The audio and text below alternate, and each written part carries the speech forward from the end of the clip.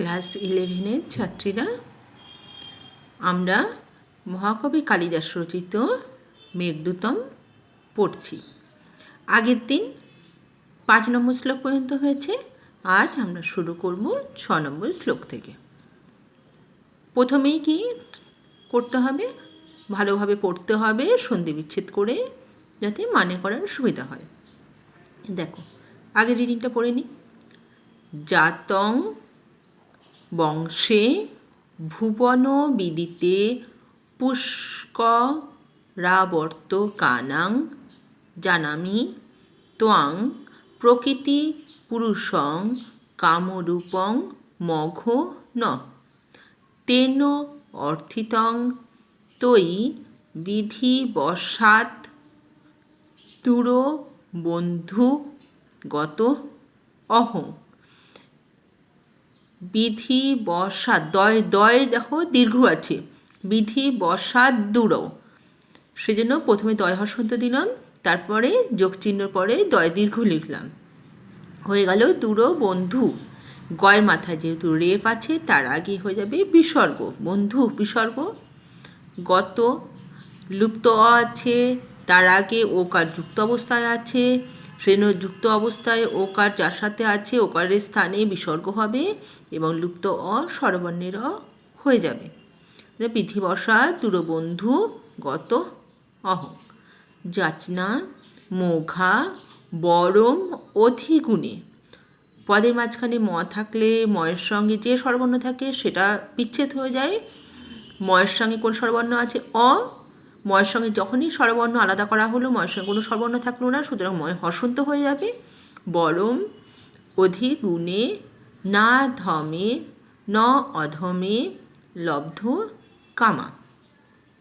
এবার আমরা বাংলায় অনুবাদ করব। মানে করার সুবিধার্থে আমরা নিজেদের মতো সাজিয়ে নিয়ে মানে করব। দেখো, দ্বিতীয় লাইনে দেখা আছে তোয়াং, মানে তোমাকে। এখানে মেঘের উদ্দেশ্য বলা হচ্ছে, হে মেঘ তোমাকে। এবার প্রথম লাইনের দিকে তাকাই। ভুবন বিদিতে, জগতে সকলের জ্ঞাত, পুষ্করা বর্তকানাং, পুষ্কর ও আবর্তক বংশে, বংশে বাংলায় লিখব জাতম জাত, পুষ্কর ও আবর্তক বংশে জাত। এবার দেখো দ্বিতীয় লাইনে কামরূপম আছে, কামরূপী মঘন, মঘন শব্দের অর্থ ইন্দ্র, মঘন মানে ইন্দ্রের, প্রকৃতি পুরুষম প্রধান পুরুষ, জানামি জানি। এবার তৃতীয় লাইনে দেখো তেন, তেন মানে সেই কারণে, বিধিবশাৎ দৈবক্রমে, দূরবন্ধু মানে দূরে আছে যে বন্ধু, বা এখানে হবে ভার্চা, ভার্চা বিযুক্ত, অহম আমি, আমি বলতে এখানে কি যক্ষ, তৈ তোমাতে, অর্থিতং গত প্রার্থীরূপে উপস্থিত, আমি তোমার কাছে প্রার্থীরূপে উপস্থিত। আমি বলতে যক্ষ, যার প্রিয়া দূরে আছে, দৈববশত বিধিবশাৎ। এবার আসবো 7 নম্বর শ্লোকে। আগে পড়ে নিই।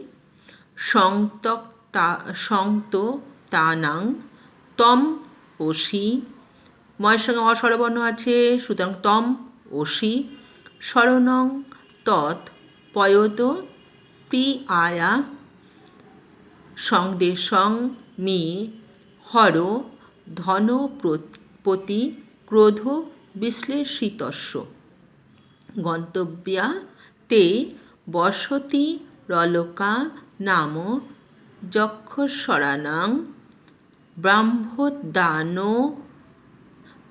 ব্রাহ্মণা, এটা হবে বাহ্য, হজফলা আছে যেহেতু, বাহ্য উদ্যান স্থিত হর শির, বিসর্গ হবে, বা শিরশ্চন্দ্রিকা ধৌত হর মা।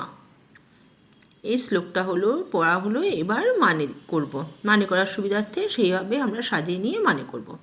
দেখো, পয়দ, পয়দ বলতে মেঘকে বোঝানো হয়।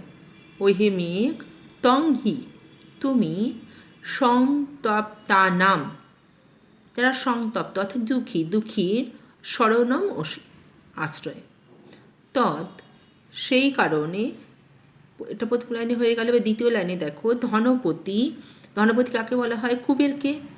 কুবেরের ক্রোধ বিশ্লেষিতস্য, ক্রোধবশত প্রিয়া হতে বিযুক্ত, বিশ্লেষিত মানে বিযুক্ত, মেয়ে আমার, সন্দেশম, সন্দেশ শব্দের মানে বার্তা, হর মানে নিয়ে যাও।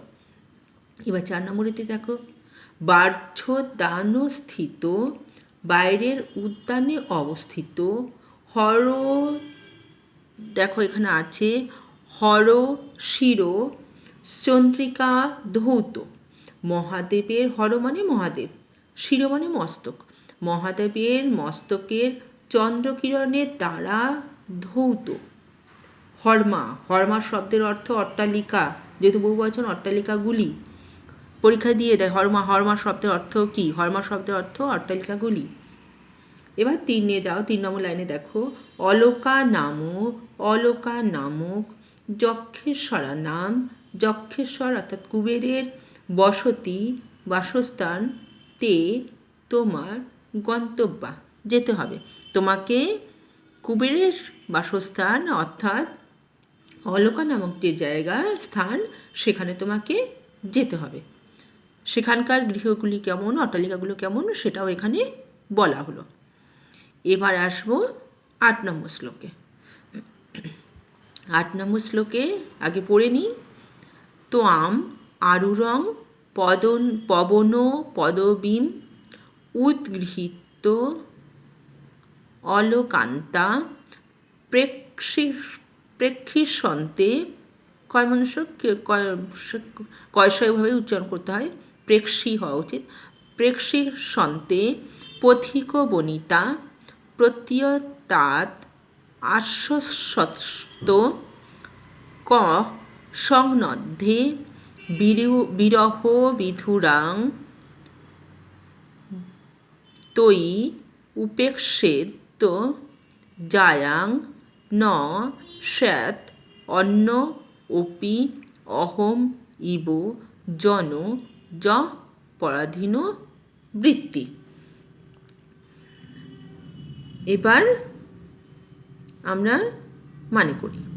দেখো কি আছে প্রথম লাইনে, ত্বাম তোমাকে, আরুরং হতে দেখলে, দ্বিতীয় লাইনে আছে দেখো পথিক বনিতা, প্রিয়া আগমনের অপেক্ষায় বনিতা অর্থাৎ স্ত্রী, প্রত্যয়াত মানে বিশ্বাসের কারণে, বিশ্বাস হেতু, আশ্বস্ত হয়ে, প্রথম লাইনে চলে যাও, উদ্গৃহীত অলোকান্তা কেশরাজি ঊর্ধ্ব দিকে তুলে, পদবীম বাতাসকে অবলম্বন করে, প্রেক্ষিসন্তে দেখবে।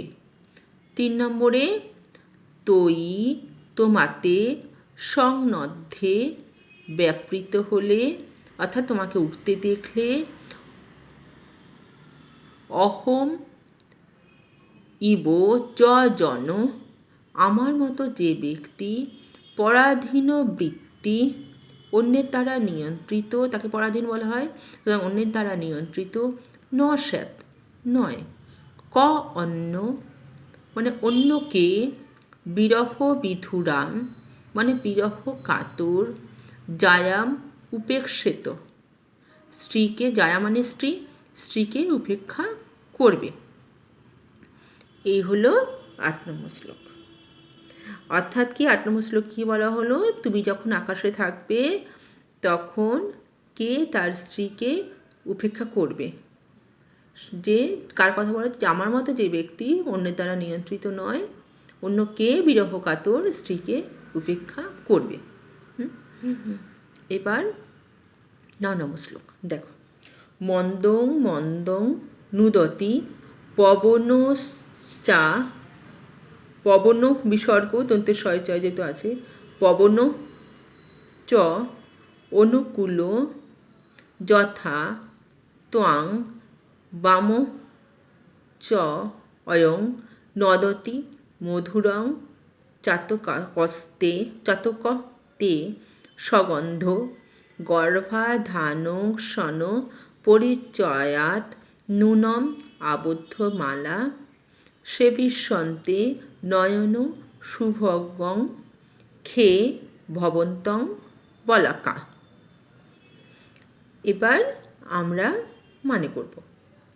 যথা যেরূপ, প্রথম লাইনেই আছে দেখো, যথা যেরূপ অনুকূল পবন মানে অনুকূল বাতাস, পবন মানে বাতাস, তোয়াং তোমাকে, মন্দং মন্দং মানে ধীরে ধীরে, নুদতি ভাসিয়ে নিয়ে যাবে।